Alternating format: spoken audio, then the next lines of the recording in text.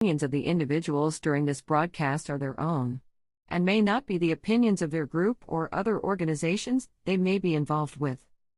All medical advice during our broadcast is not a medical opinion and should be checked with your medical physician. This show is a rebroadcast of the Green Crush podcast with Alan Park. Heard on 420radio.ca and seen on cbgtv.com.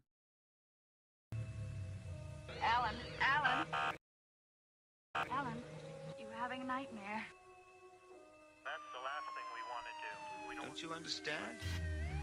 You're a machine, Alan, a mechanical device. Is that straight enough for you?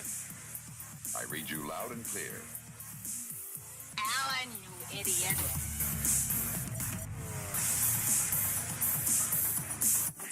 Green Crush, thanks for tuning in, turning it on, turning it up. I think we're heading into our swan song of shows here. We have definitely several more planned. And then after that, I don't know.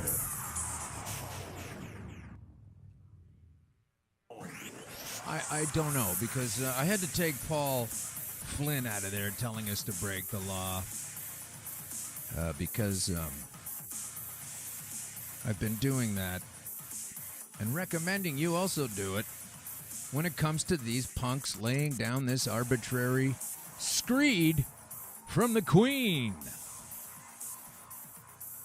Welcome to Canada, everybody listening around the world. I've got some great news for you, and I've got some bad news for you, and let's just call it the same thing. The great news is we are going to be spending a lot more time going into your area. So if you have some cannabis news and cannabis laws of interest and cannabis ways and means regarding the impending legalization in your area, California, I know it's already legal there to much of an extent, but let's not kid ourselves. It's not wholesale perfect anywhere, but some places are certainly more intelligent than Canada about it. A lot of states are. Portugal certainly is. These pigs that sit atop the power pole, we're going to be spending some time talking about that today with our guest, Jodie Emery. Yes, right, she's the Princess of Pot of Canada. And like I said, the good news being that after this interview, number 20 of Green Crush, it's time to spend far less time on this shitberg of a hellhole called Canada that's being, the new cannabis laws are being ushered in by a bona fide 100% G20 human rights abuser in the name of Bill Blair. He's a cop. He's too much of a pussy to answer any of his tweets, and I don't mean that in a bad way. Probably shouldn't have said that. Probably would have taken it out of a pre-recorded broadcast, so you can tell I'm live. I don't mean any offense to the P word. Let me recategorize this. I think Bill Blair is such a punk that he is such a chicken shit that when they did a cross-country tour across Canada to explain to us how legalization was going to work and to explain to us how it was going to go down financially, and purportedly they wanted to hear our opinion on their legislation as well. So, of course, they booked a cross-Canada tour, popping into various different vicinities, and as I've mentioned before, I pay more attention to those kind of things than lots of people that don't care about cannabis legislation. And I missed the meeting in my neighborhood because I didn't find out about it until the next day. Now, why is that? Because I'm not paying attention? Sometimes. Can't take it all in. Don't claim to. But they announced they were doing the tour on the justice.gov website of Canada. And then they didn't tell anybody other than the media and local cops, both on and off duty, where these fucking meetings were going to be held. So they've been disingenuous from the top. We're going to focus today a little segment called Cops or Truth. We'll get that done before Jodie comes on. Jodie, of course, marginalized herself. She is marginalized, I should say, because once upon a time she got under arrest trying to bring cannabis to all of us.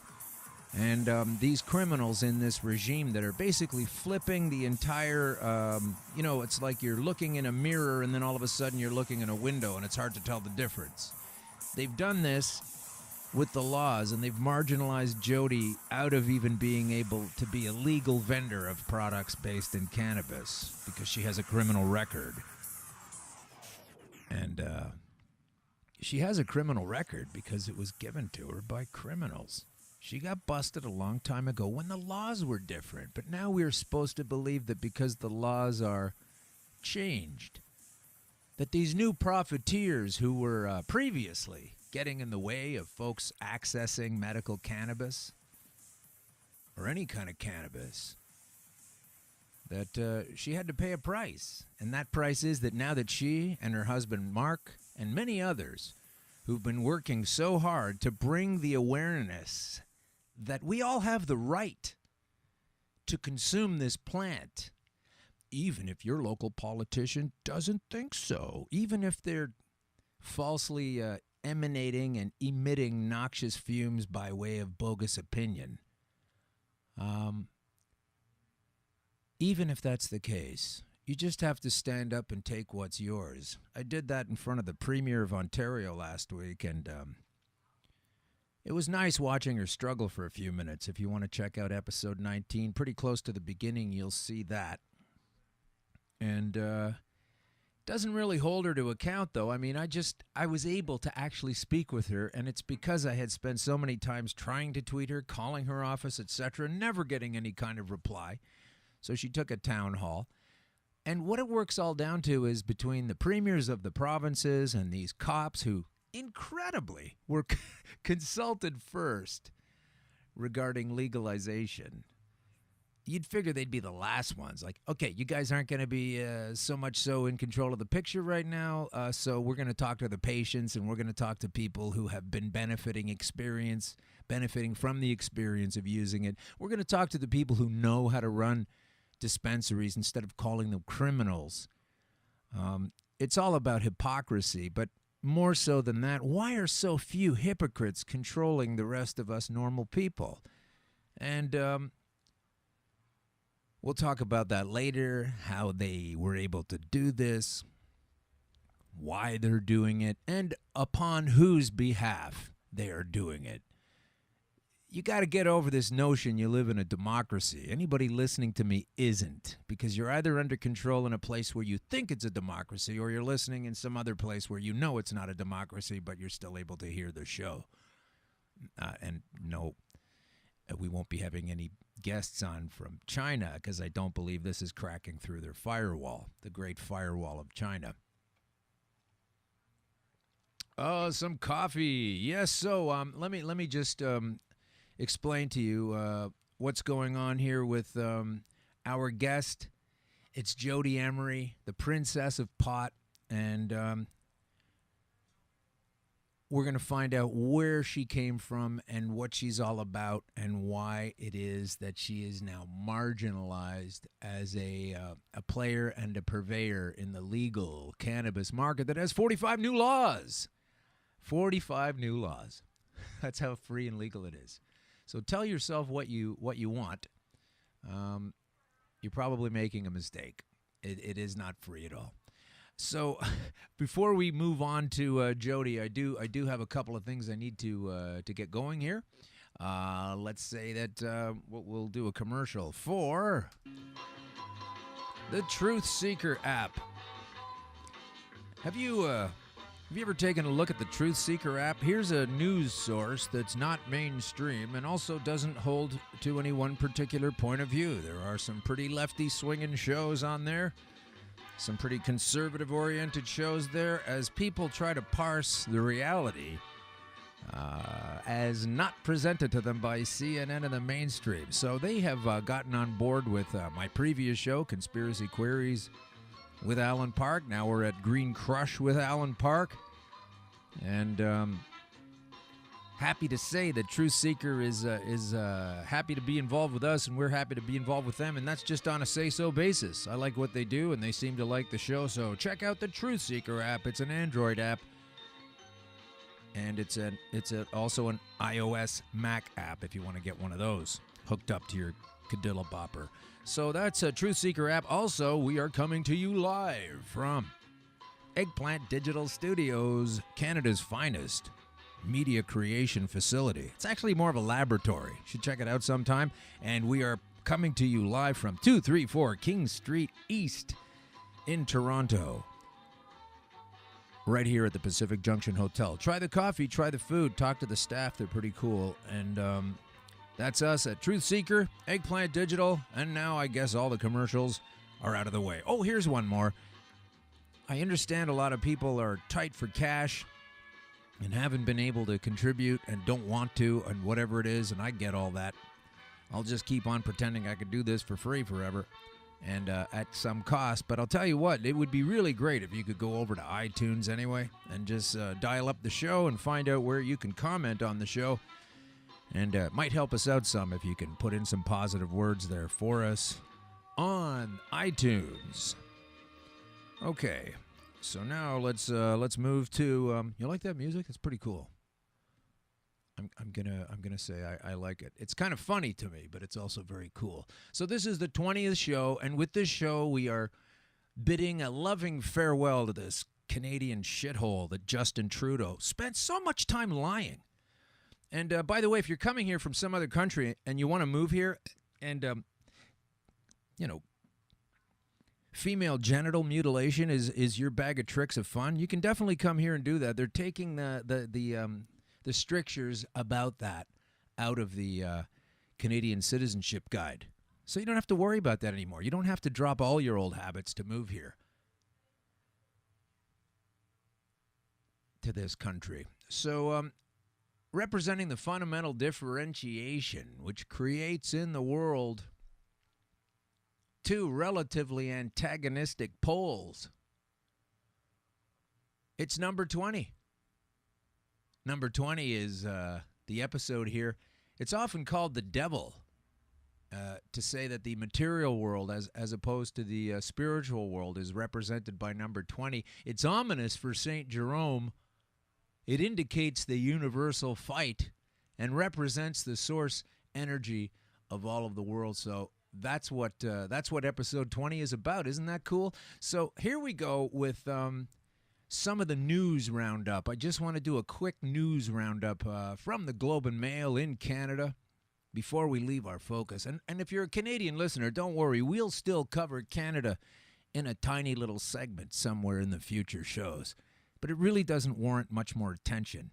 The idiots are at the helm, and they're not listening, as evidenced by my run-in with Kathleen last week, as evidenced by anybody contradicting what this prime minister says, and contradicting what his lackey, punk, puffy cop, leader of the legalization of cannabis. I mean, you couldn't write this shit. It's so bad. Here's a guy that has profited and enjoyed busting people for years, and now he's in charge of changing the rules on how we bust them. So let's just take in the Globe and Mail. The G20 report. You remember when all the countries came here, they blast the police for unlawful arrests and civil rights violations. This is in the rather conservative mainstream Globe and Mail. Of course, it's a little old here. It's from 2012. They were talking about what Bill Blair presided over and exercised and influenced when he was a G20 human rights abuser before he went unpunished and is now further abusing rights by making up a construct of bullshit laws that is making something quite wonderful, quite illegal, and only focusing on the bad part of it. Like you would do to a glass salesman who wanted to replace a window in your car or house. You could just err on the side of negativity and say, oh no, I don't want glass. It can break. It can be broken. It can be fashioned into a weapon. It can be swallowed. It can be ground up into someone's food. Oh my God, no. We can't have glass. There's going to be a glass regulatory body. And once you've shown that you're able to both install and properly use glass, then you'll be able to apply to the government to get a license to sell glass and to use glass. And anyone caught with a window without this permit will face reprimand from the government, is how fucked these laws are here. That's how. So back to 2012. This is a report 2 years after the fact. The unspanked Bill Blair. This isn't an opinion, it's just the report.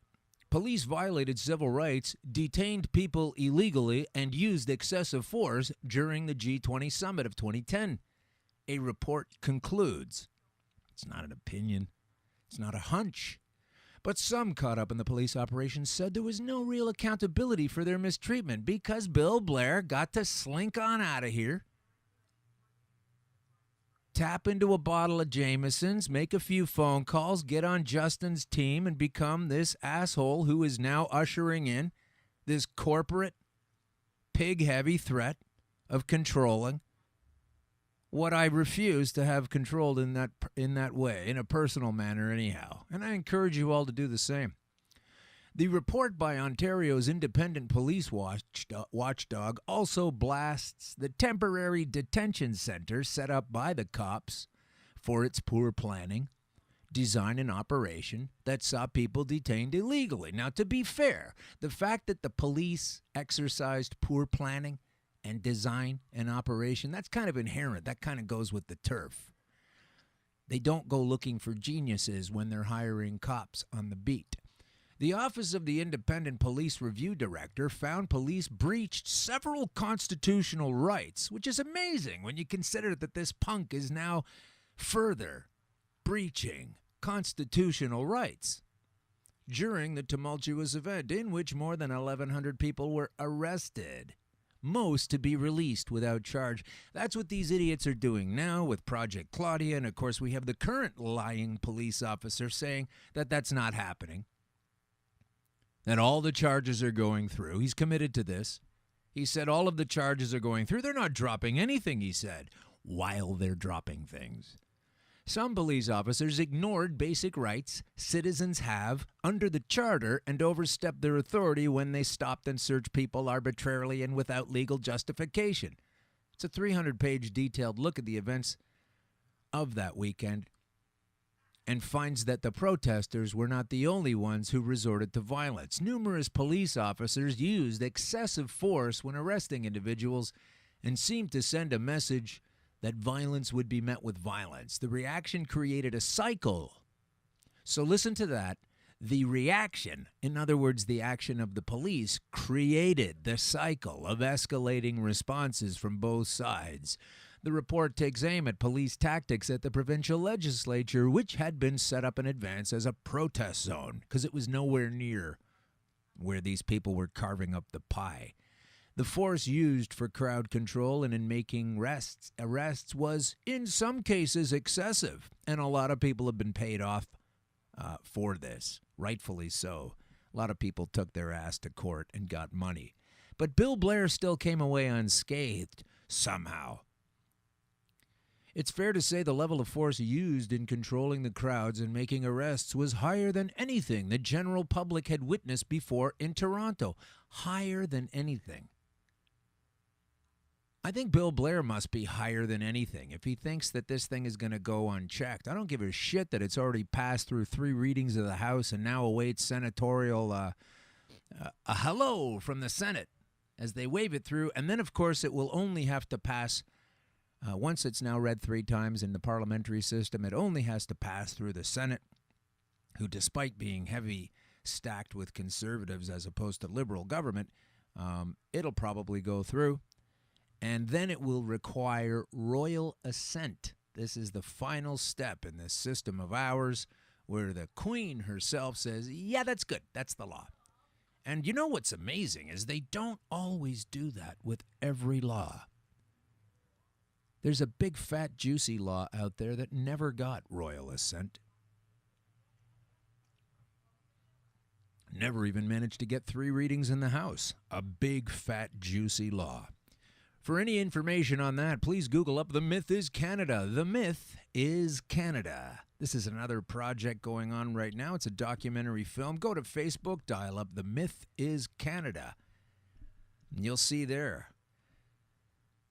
A lot of these laws are nothing more than a house of cards. They just need someone to know that and give a little tug at the bottom of the pile. to watch it all come tumbling down. So take a look at The Myth is Canada. Understand Bill Blair is a criminal, unchecked, roaming the streets, making laws for the rest of us to be held under the knuckle of. Understand that also ex-cops cashing in on new pot laws exposes the hypocrisy of the legislation. So says Metro, another banal across-the-board mainstream paper. You should see the shit they're writing in the alternative news, but I'm trying to keep this palatable for most people. No one can be surprised at the rank self-interest of the police. This isn't a mainstream paper that you read on a commuter train. But it should give the public pause. Well, it does. It's not the public that needs to pause, though. It's these punks passing laws so that other human rights abusers, such as Julian Fantino, who was the police chief. You know, if he played his cards right, he could have been the Bill Blair. He would have done the exact same thing. But he was there before Bill. He also became the chief of Ontario at one point. And good God, did they ever put a lot of people away? And unlike in California and some other places where they're actually addressing the people that were put away to be part of the reconstruction of how this thing's going to be an economy, they're not doing that here. Known for his mishandling of veteran affairs, corruption scandals within his constabulary, and colorful comments on race and marijuana. It was all the blacks. Former Toronto and Ontario Police Chief Julian Fantino is launching a pot business called Aleafia. Aleafia. Boycott this motherfucker. Don't buy your weed from Aleafia. Tank it. There's other places to go. Put your money somewhere else. Full-on boycott of Aleafia. Full-on boycott of LCBO government weed.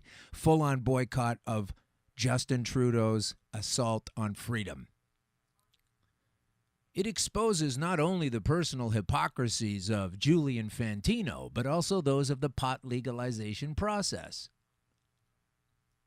Because Julian Fantino was launching a pot business with a former Royal Canadian Mounted Police senior leader. I know a lot of people get upset about this pig/cop analogy, but who else do you see at the trough?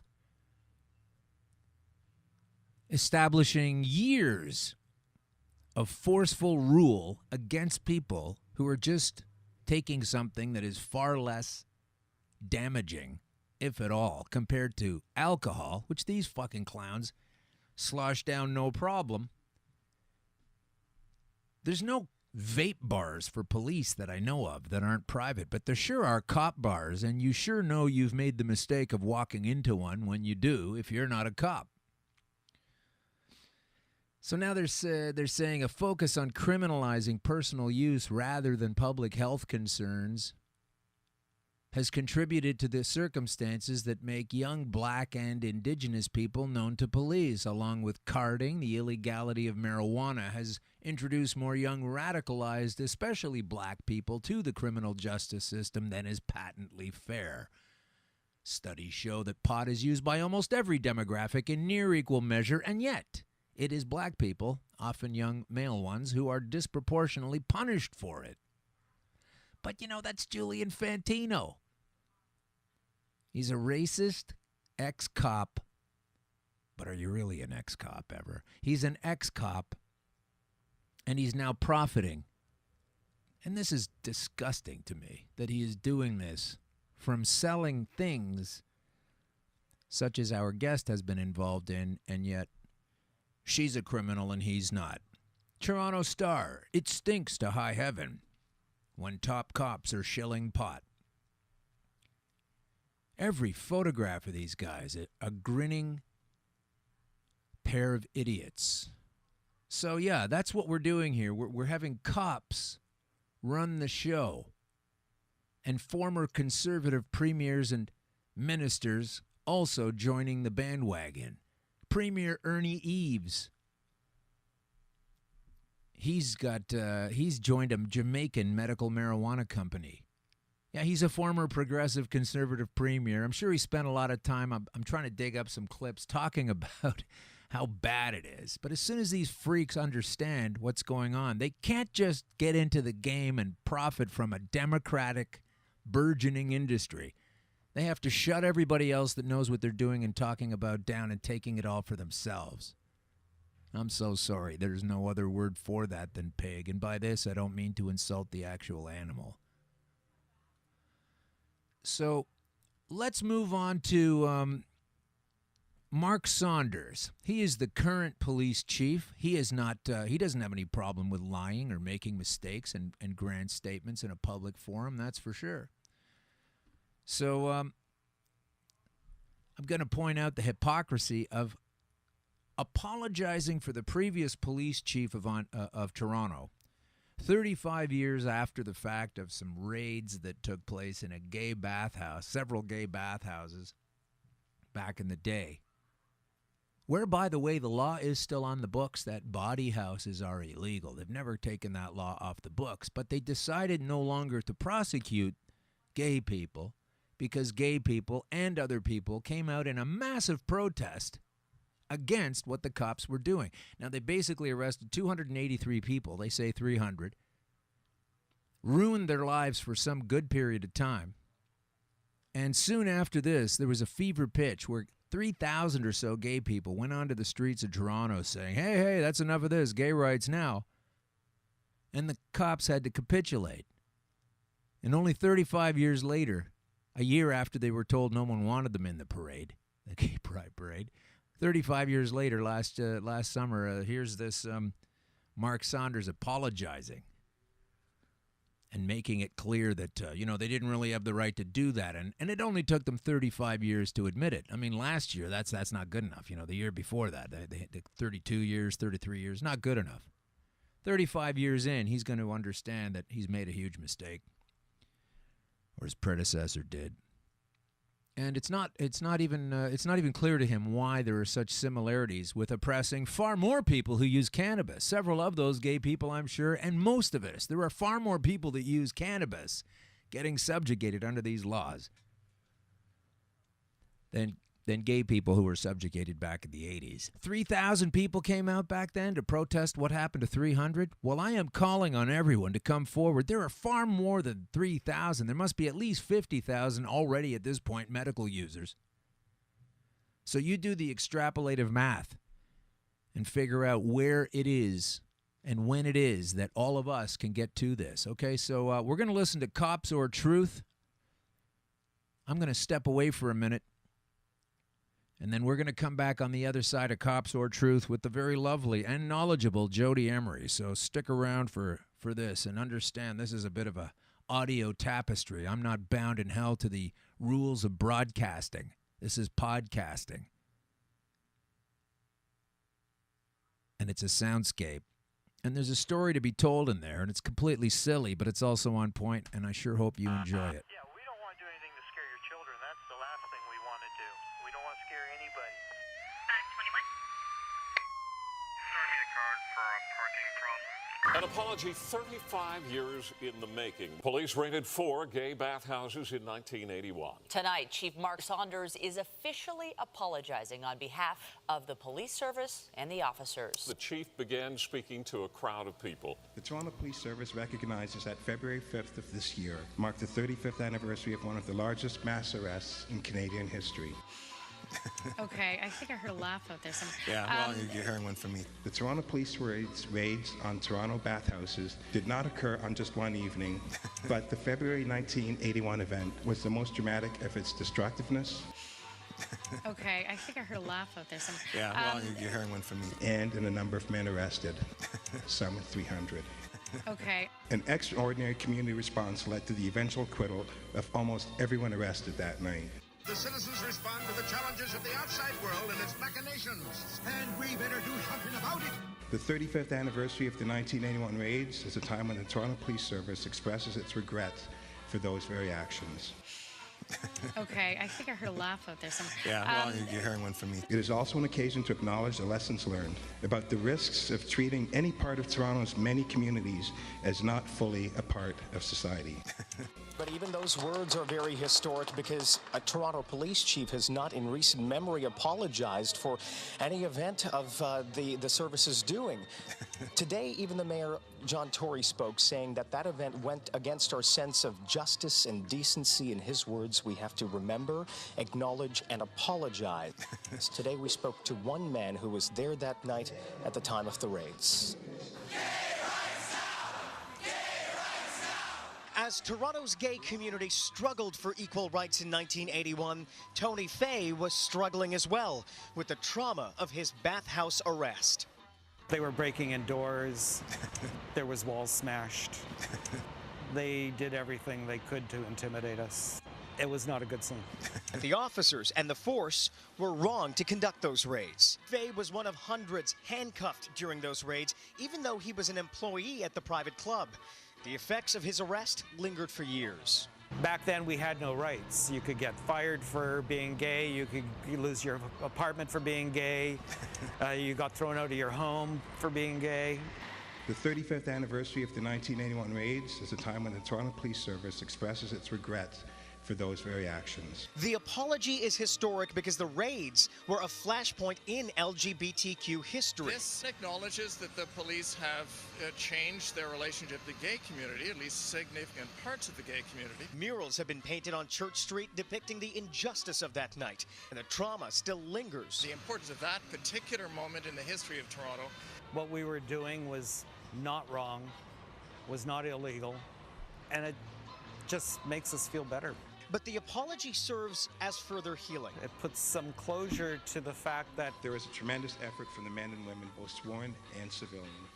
Chief Saunders says there are many lessons that the Toronto Police Service can learn about how to be progressive. To try to make a positive difference. Under Project Claudia, and it is still in full effect, the numbers for Project Claudia are not leading to many full-out convictions of any sort, and it's got some people today questioning whether it was worth all the time and money spent. There was walls smashed. They did everything they could to intimidate us. It was not a good scene. The officers and the force were wrong to conduct those raids. Hundreds handcuffed during those raids, even though he was an employee at the private club. The effects of his arrest lingered for years. Back then, we had no rights. You could get fired, you could lose your apartment, you got thrown out of your home. The 5th anniversary of the raids is a time when the Toronto Police Service expresses its regret for those very actions. The apology is historic because the raids were a flashpoint in history. In keeping our service and our communities as safe as we possibly can. This year, I promise you, we will have a great parade. It will be a safe parade. Struggling as well with the trauma of arrest. They were breaking in doors. Last spring's Project Claudia raids on Toronto marijuana dispensaries resulted in numerous arrests, 90 various charges, and a ton of protest and criticism from industry activists. Struggling as well with the trauma of arrest. They were breaking in doors. A little over a year later, the success of those raids is the subject of debate between those activists and municipal authorities. I'm sorry, folks, but the news flash, which I'll present once again, because I knew that this question was going to come up, it is illegal. It is simply illegal. You can't do it. We will arrest you if you are still selling at dispensaries. This is not about the users. This is about the people that are getting monetary gain because of this window that is there right now, and they're committing criminal offenses. And the prosecutors will be prosecuting, and we will be enforcing. I'm sorry, folks, but the news flash, which I'll present once again, because I knew that this question was going to come up, it is illegal. It is simply illegal. This is an inconsistency. There is much to be considered. I must re-evaluate. Do you have any update on the people charged so far, where they are in the process, exact number of people arrested and charged earlier this month with the raids? To your knowledge, at this point, charges been dropped or anything like that? You were pretty confident they were going to all go ahead. No, nothing's dropped. No. And the latest figures from the Public Prosecution Service of Canada show that a total of 45 people had their charges stayed or withdrawn outright. Error, examine. I shall analyze. Exact number of people arrested and charged earlier this month with the raid. The charges been dropped or anything like that? No, nothing's dropped. No. And 3 people at a single dispensary have pleaded guilty and have been sentenced, and 4 matters are still awaiting a trial date. 27 of those charged have had their charges stayed after entering into peace bonds, essentially a promise of good behavior going forward. He feels those numbers show police efforts were too heavy-handed. If anyone out there is because I'm hearing some narratives where people are saying, oh, you arrested users and people in possession. We did not. Everybody that we arrested in Project Claudia. Too heavy-handed. which is an ongoing investigation, are people that are selling for monetary gain. Show police efforts were too heavy-handed. And once again, they have no idea where it's coming from. They have no idea what the regulatory systems are in making it. Don't know if there's mold or any other things that are there that should not be there. They don't know the quality or the level. None of these questions can be answered. Absolutely none of them. And so just because you're in a suit, it doesn't mean that you the by fuck any are you means talking creating about? a lawful. No, nothing's dropped. No, nothing's dropped. If anyone out there is because I'm hearing some narratives where people are saying, "Oh, you arrested users and people in possession." We did not. Everybody that we arrested in Project Claudia, which is an ongoing investigation, are people that are selling for monetary gain. And once again, Bluster, they have bluster, no idea bluster. where it's coming from. They have no idea what the regulatory Yes, we systems do. are in making it. Don't know You're if there's mold lying. or any other things that are there. that Oh should my not be God! there. I can't listen to any more of that. Hey, thanks for showing up, Mark. I really appreciate it. So that's cops or truth. It's usually one or the other. All right, let's move on. We do have our guest in studio with us now. I'll tell you a bit about Jodie Emery. She has been fighting for the rights for Canadians to access cannabis. Is that uncomplicated enough for you? I mean, she's going to get into the rest of the details, but she now is being punished by not being able to be a vendor. She'll tell us a little bit more about how that works. I'm going to ask you to lean in. So, Jodie Emery, welcome to Green Crush. Thanks for coming in. Thanks for having me. So, Jodie is in let's call it trouble right now. But let's go back to a time when you transitioned from a person that didn't know anything about really cannabis or marijuana or what have you, and how you got into that and what in there. A lot of people do get interested and use it, but not everybody goes as far down the road with activism and awareness as yourself. So just describe that process for us. Well, in high school, I was against cannabis and against drugs of all kind, and I loved a man in uniform. I was an authoritarian teacher's pet, leadership student, and my best friends started smoking marijuana, so I gave them a very hard time about it. But 9/11 happened, and I realized that my pot-smoking stoner friends were actually more informed than anyone else about international politics, war, the military-industrial complex, and everything. So they were watching Pot TV and reading Cannabis Culture magazine, which were creations of my now husband, Mark Emery. So I started thinking that, maybe these guys aren't so stupid after all. If they're the marijuana users, they're smarter than everyone else.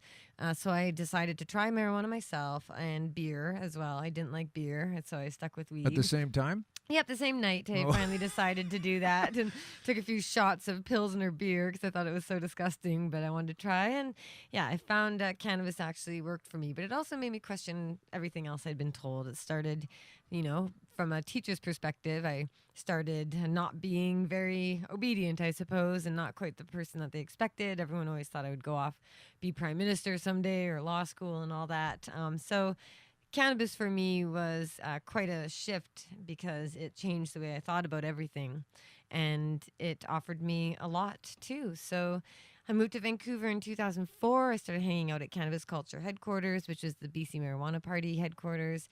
I ran for office with the BC Marijuana Party in 2005 and became the assistant editor of Cannabis Culture magazine that year as well.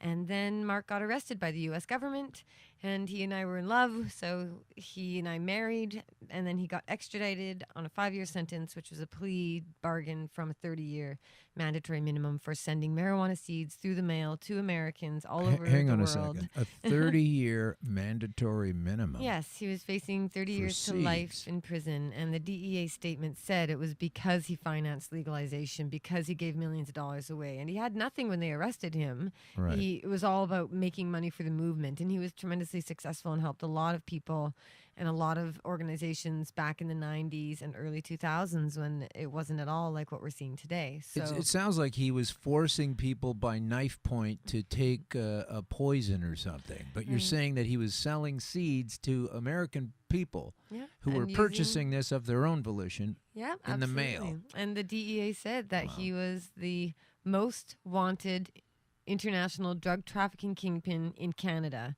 one of only 50 in the world. And that's in the DEA's own press release. And meanwhile, Mark Emery has no property, no money, no guns, no drugs, not even a car of his own. He had nothing. The whole point was that he financed legalization. So that's what cannabis culture and pot TV we've always been about that. It's activism for us, but you need money to make a difference in the world. So Mark was always very successful at that.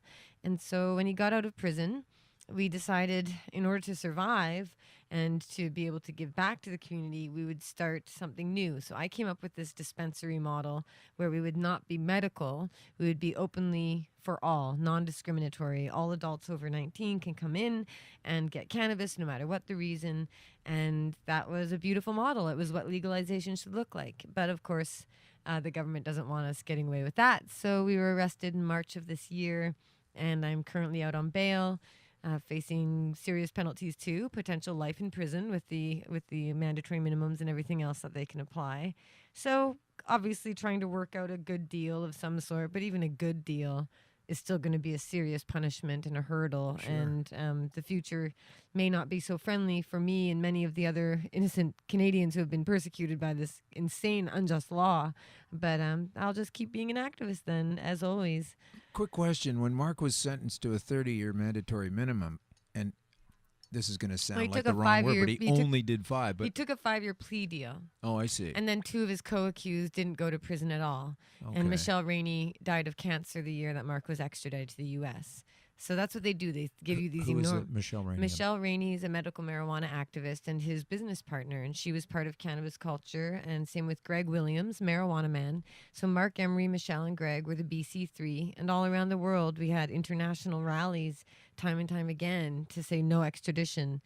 So Mark ultimately bargained down a 5-year deal, and plus, all the evidence showed it was a political persecution. Right. It was unheard of that a U.S. government could come into Canada and arrest a Canadian here for something done in a country he never went to. So there was this major issue of sovereignty, but that's back in 2005, and for many people, that's ancient history. So, one day the books will come out. There's a lot of movies, though, if people care to find out. The Prince of Pot versus the U.S., all that sort of stuff. And Pot TV has a lot of people. They interviewed me a while ago, and it's predating YouTube, and it's got a lot of watchers from a long time ago. It was one of the first video websites ever on the internet, and it was back when people only had dial-up. And on the same day, CBC News launched their video website on the interwebs. It was like back in the old days. So that was Mark led the way in many great ways. So it's exciting to see how much has been accomplished since then. I think that when you get into this angle of you changed your mind when you were a young girl, if I can use that term without getting in trouble in today's times. you were very young. I was 16, so yeah. Yeah, so you were a young girl there, and at that point, when you started to realize these changes, when your friends had a better take on geopolitics, etc., than your other sort of straight friends, I think this is really where they're coming from. I think this is why your husband was accused of these things, because he wasn't holding a knife to someone's throat. He was merely a purveyor of what people were asking him to bring. And offering liberty, since cannabis gives us all freedom of our mind, our spirit, our health, our bodies. So, the threat of cannabis isn't the plant itself. Right. It's a plant. The threat is that when people use it, they become more peaceful and tolerant and more open-minded and able to put aside prejudice and put aside hate and anger and to be more at peace. And it sounds like a hippy-dippy dream, but it's true. It's real. It makes you question authority. And what I went through is exactly what they don't want the world going through. And all I can hope is that as more and more people approach cannabis from the medical perspective or the recreational, excitement of legalization angle, whatever reason people use cannabis, ultimately, I think it's just going to help us start to question everything, as people already are, with respect to, the government and the system and the way things are. But cannabis it can help with that and healing as well, and dealing with the grief that we have to go through. It seems obvious because so many of us want to use it and we don't want to go to jail, and so many of us that love us and care about us that don't use it also don't want us to go to jail, in this tiny little nexus of control freaks. Right, and for what reason? I can't understand why they hate us so much, aside from the fact that I guess we question authority. I mean, that's why they persecute Falun Gong practitioners Right, and harvest their exactly. organ. Like when you cannot be controlled by the state, they really, really hate that. So cannabis offers that sort of freedom and liberty, and that's why there's the war on cannabis during the 60s. And, there's history to this. But, when I see them demonizing us, and I wake up and I still see the lies and the propaganda and the government sponsored, which means taxpayer funded, but government sponsored misinformation and propaganda that's designed to demonize us, to make us continue to be seen as hedonist, sort of indulgent sinners who can't be trusted not to sell pot to kids just because we aren't the government. It's offensive, it's appalling, and it goes deep, deep, deep into all parts of society. And the fact, like right now while we're talking, sure, there's a lot of people making money on pot businesses and stock market companies, but there are people right now having their kids taken away by Children's Aid because they dare use medical marijuana without a license because they couldn't find a doctor, and how dare they? So this is a horrific war on people that they're using a plant to justify, and arguing about how the marijuana is so bad for our health. I mean, I can't believe that the government can call marijuana a threat to public safety and a threat to public health. That's the terminology they're using. And I'm saying, how can you say that? The law enforcers are more of a threat to our public safety and health.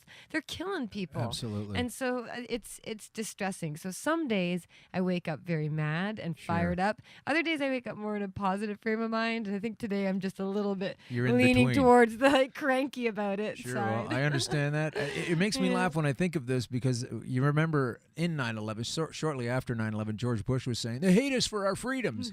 And that was nonsense, but these folks really do hate us for our freedoms. I like to remember every time that the world is so screwed up with constant wars and all the secret wars and going into Yemen and all the announced wars and all the fake reasons for wars, like earlier April this year in Syria. Let's give it to them.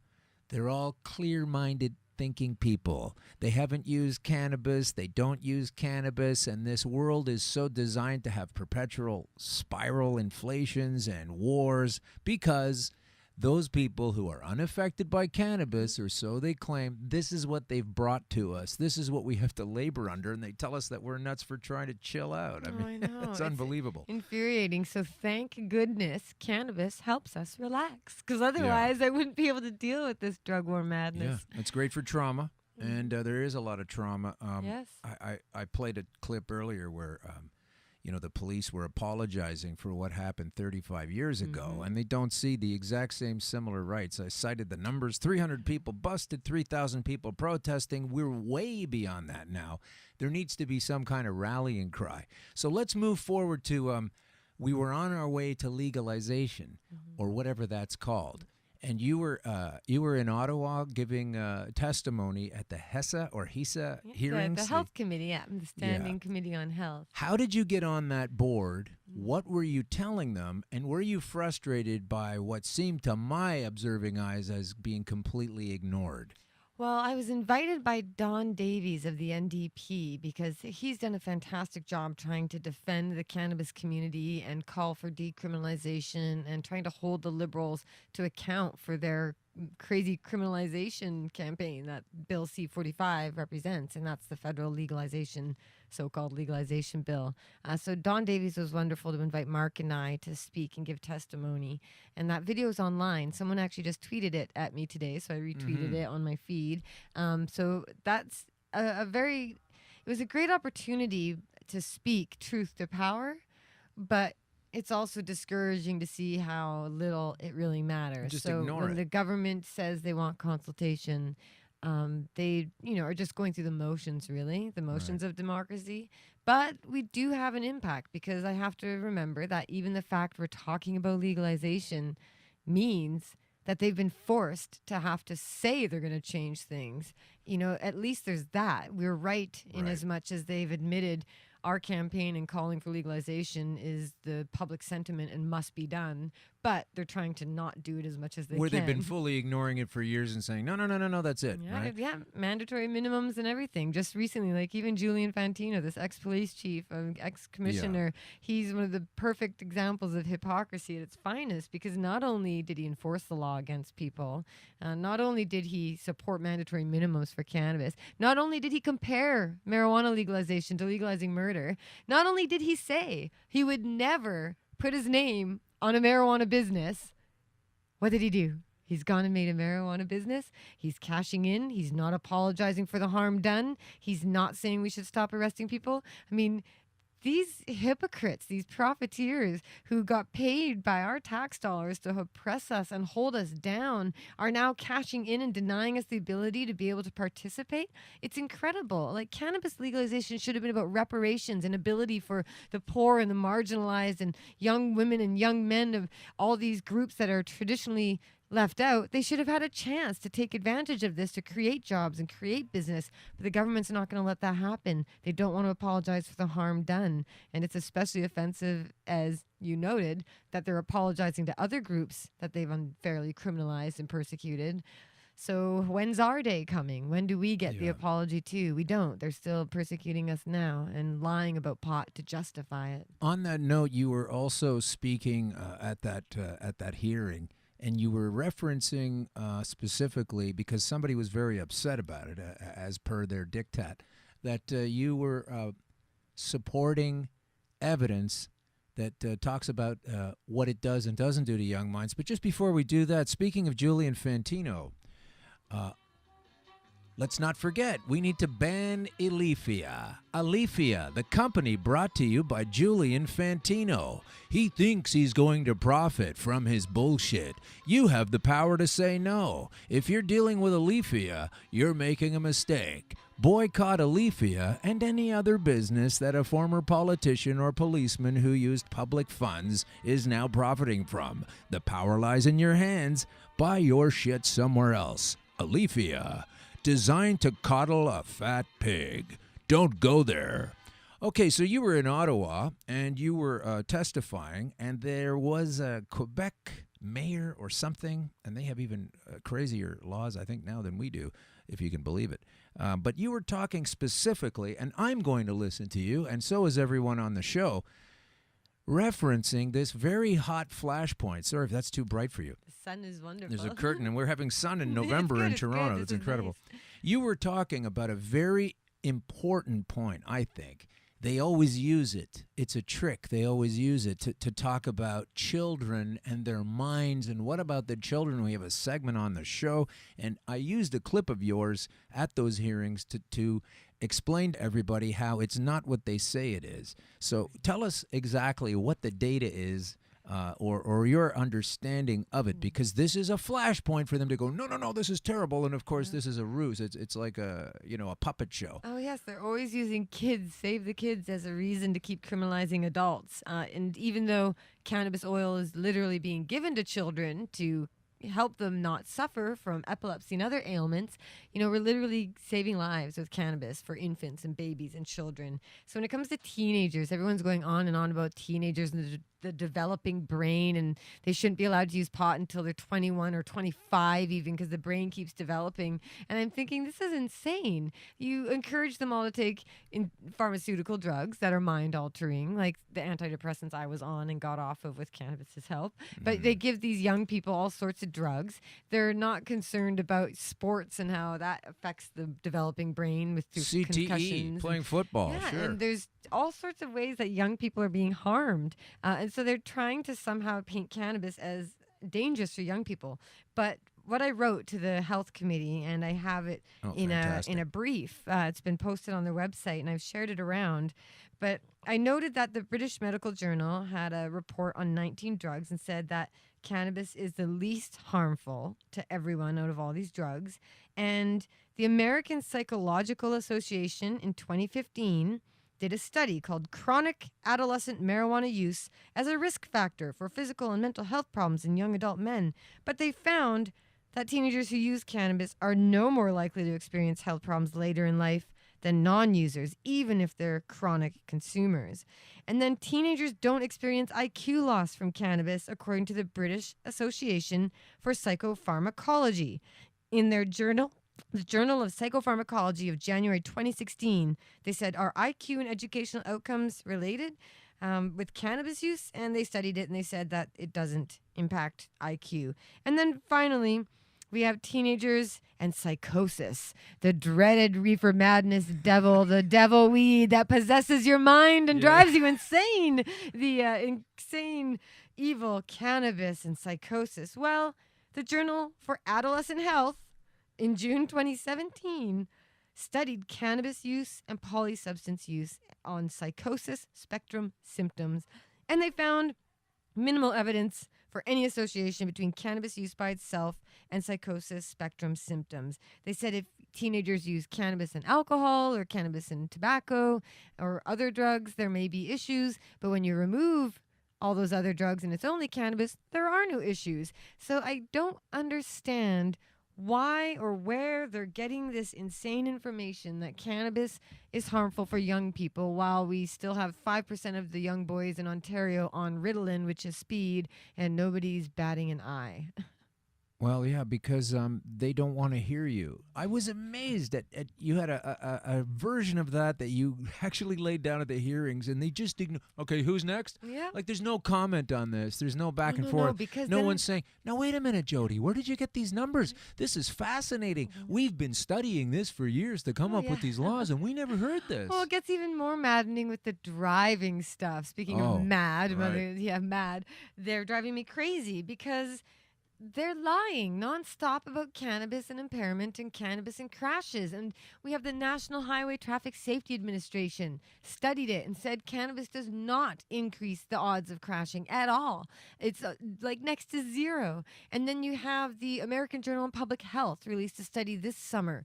They analyzed legalization in marijuana in states, and they found no increase in crashes at all. You hear the government constantly saying, oh, well, they increased the number of people with pot crashing in their cars. And it's like, no, what you're doing is you're drawing blood from these human beings and finding that they used cannabis at some point in the last month and then trying to blame the accident on pot when it's not. It's always alcohol or other factors. But they're detecting cannabis in people. But of course, cannabis shows up long after you use it. So this is just infuriating. And then you also throw in the extra little tidbit about how where you legalize marijuana for medical purposes, you have a 9% decrease in traffic fatalities because people are drinking less and smoking more. So marijuana saves lives, and yet they're trying to tell us it's harmful and dangerous. I just cannot get over, and I feel like I'm going insane. I feel like I'm insane. All of the evidence proves the opposite. And they keep saying, oh, we don't have proof. Oh, well, we have proof. You're just not listening to it. Yeah, from Civilized Life, it says Canada's new driving regs could criminalize 200,000 medical marijuana patients, according to a group of 50 defense lawyers recently sending an open letter calling on the feds to rethink the proposal threshold. But, of course, they're not going to do that. Let me ask you a couple of quick bullet questions. I know you have to get out of here soon. Really quick, short questions. So this has been pending for a while. You've heard Kathleen Wynne in Ontario and her team. When she didn't even announce it herself, she had a team of the Larry, Curly, and Mo come out. And did you see it happen? Because they came out now. I was there, actually. Were you really? I tried to get in. It's a scene. When Elon Musk or someone like this comes out with his new Powerwall, or someone has a TED Talk talking about a cool thing, they're always excited about it. They're saying, no, this is going to be great, and this is how it is. And Richard Branson, love him or hate him, we're going to have a new airline. I'm going to have a mobile phone company, love it or hate it. He's always excited. These guys come out shuffling, looking down like they just got caught with their hand in the cookie jar. I mean, how much more? Did they not send them to body language school, or the most people are too clued out to notice this is a scam going down? So they say they've been working on it for a year on that day. 2 days later, the cops come out and say, don't put this through yet. We're not ready. So your preparations didn't involve a fucking phone call to the RCMP, you idiots? So where else have they made mistakes? We're at a place where we've got pending impractical legislation. We've been shown before that impractical legislation vis-a-vis the 2015 vape law, which they pulled off the books the next day because it was impractical, or so they said. Now I can't even count the impracticalities. Let me ask you this. Obviously, they didn't do the work, or they think they did, and it's obviously a bunch of lies. You should really pull up this video clip of the announcement. If I'm changing the paradigms, I'm there, but not sending out my 3 clowns. But I want to ask you this. These folks, the Attorney General, the health guy, all these folks, Do you think they're not at all profiting on a sort of an insider knowledge trading basis of like, look, we have the reins of power. We know what's going to come. We know how we're going to shape it. Fuck Jodie Emery and her husband, Mark, and all the other people that understand these facts, and we're going deep pockets like Julian and everything else. How many cops are deeply invested into this on the one hand, and on the other hand, they're busting people today? How many police chiefs, there's a police chiefs association, are investing on it on the one hand because they knew it was coming, and on the other hand, they're busting people? What's your level of awareness of the sick dirt on this topic? Well, it's perfect you mentioned that, because in about 10 or half an hour, I'm going to be talking to the Guardian UK newspaper about this very subject, because I've just compiled a list when I came and sat down with you here. Oh, this is great. I just finished the list. Now, of did we cops. talk about this beforehand? No, we at did all. not. It's Okay. serendipity. It's Go perfect. ahead. So, police in the cannabis business. You've got Norman Inkster. He's independent director at Metrum, former head of the RCMP. That's our Didn't they have a national military contamination- police force. Did they have a contamination issue at Look, Metro? look at this. They did, actually. Okay. Yes, yeah. They're one of the Metrum was many. one of the bad ones. Yeah. So Cash Heed, strategic consultant with National Green Biomed, former BC Solicitor General and West Vancouver Police Chief. Tim Humberstone, ABCAN Director, 20-year member of the RCMP, included roles in municipal and federal drug enforcement and with the Joint Forces Organized Crime Agency. Jake Ryan, Director of Security at Tilray, former RCMP intelligence officer. Kim Derry, Deputy Chief of the Toronto Police and promoter of THC Meds Ontario. Senator Larry Campbell, advisor to Votus Innovative Pharmaceuticals Inc., also former RCMP and Vancouver mayor and sitting senator. Barry Daniel, Wildflowers head of security, former Abbotsford police chief. Julian Fantino, co-owner Alephia Total Health Network.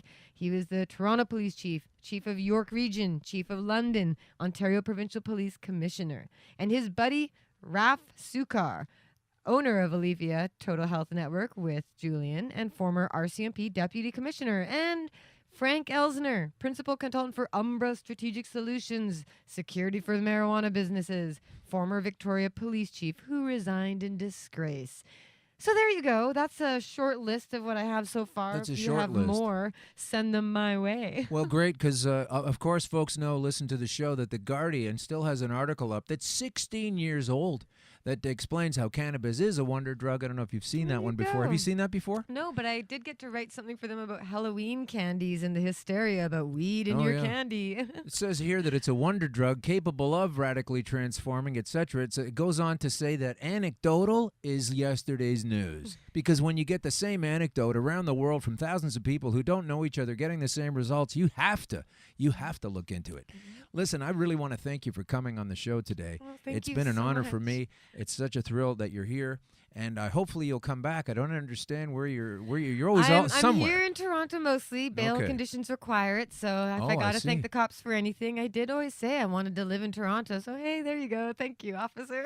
And your quick take on January 20th. This is the day that Julian Fantino, same kind of thing, Bill Blair has said we will have up until then to view the pending legislation. right. What the frig point is that when they've already passed it through the 3 readings and it only Yes. awaits senatorial assent and royal assent? When Bill Blair, former police chief of Toronto, also the overseer of G20, one of the biggest mass civil liberties violations and arrests in Canadian history. But this guy, he's been telling everyone, you better pass this bill. This is how it's going to be. This is what we're doing. And yes, they're opening up for consultation for 2 months. Now, if we're overwhelmingly bombarding them with cannabis facts and truth, please do. I mean, we really, really need people to take action. You have to engage, even though they're slippery, slimy politicians. They Yeah. do govern our lives. And so we have to go try and petition them and lobby them. And right now you've got this 2-month period.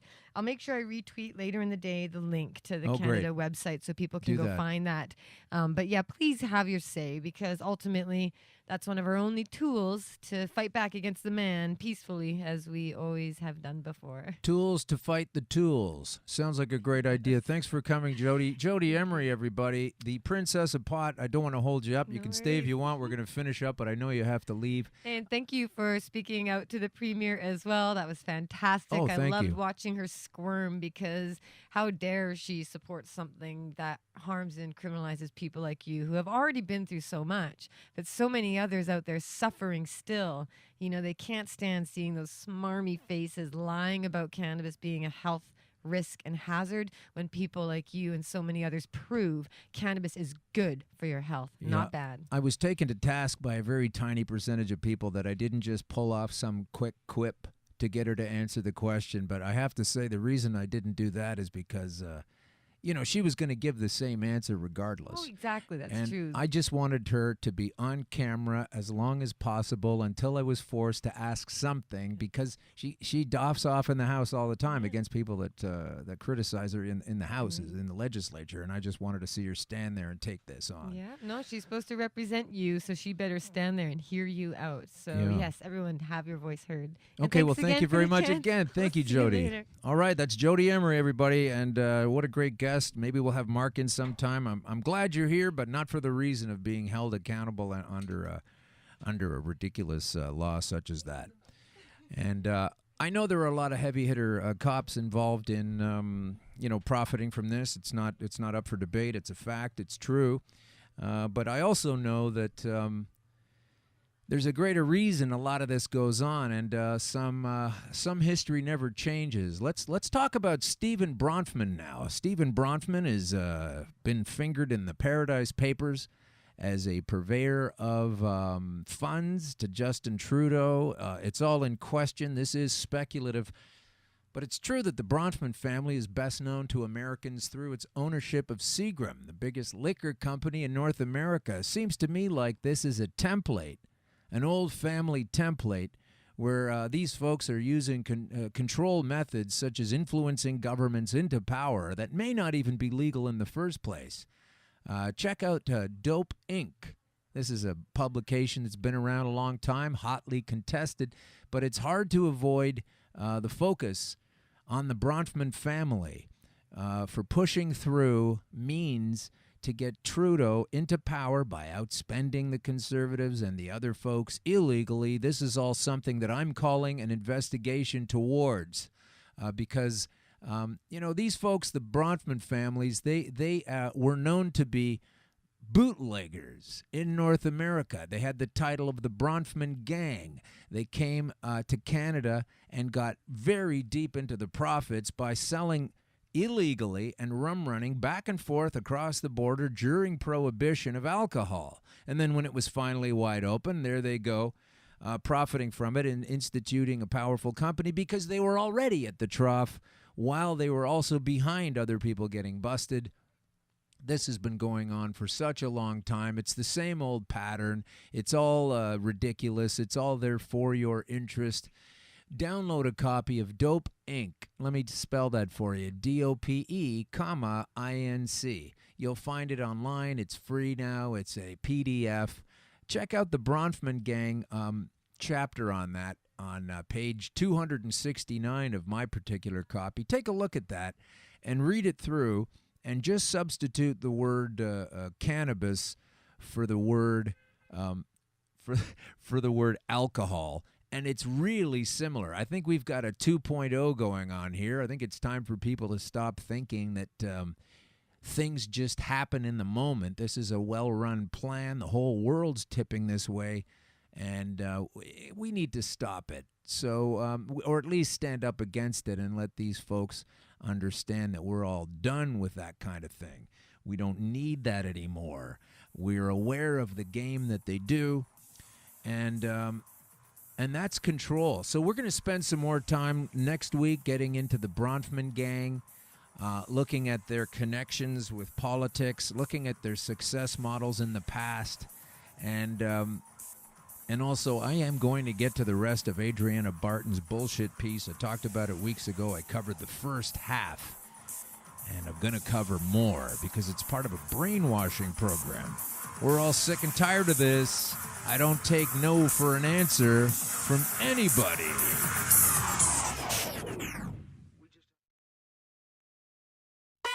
Announcing CBG TV's Bud Break book. Get your copy now. Detailed strain reviews, Every purchase supports the ongoing efforts of CBG TV. Available from Amazon and at cbgtv.com or scan the QR code.